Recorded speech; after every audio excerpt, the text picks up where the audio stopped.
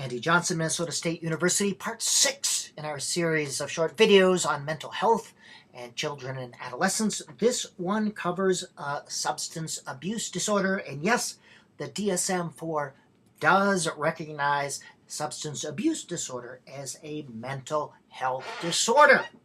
For people of those ages, 15 to 24, about 50% of the deaths of these children involve alcohol or drug abuse.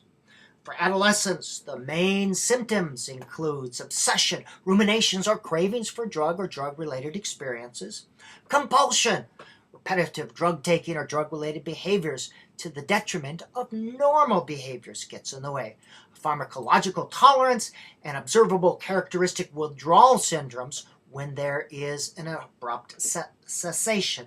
Pharmacological tolerance means it takes more and more to get them high.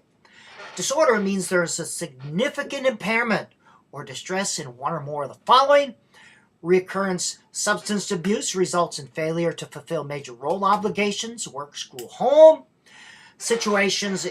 Recurrent situations in which it is physically hazardous.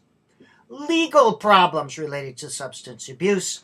And substance abuse despite having persistent or recurrent social or interpersonal problems caused or exacerbated by the effects of substance. That is a disorder when one or more of the following of those are present. DSM-IV includes disorders related to the following substances. Now, I know you're going, oh, caffeine, oh my gosh, nicotine, oh my gosh. But realize, use or abuse does not necessarily indicate a disorder. It's only a disorder when one of these things are there.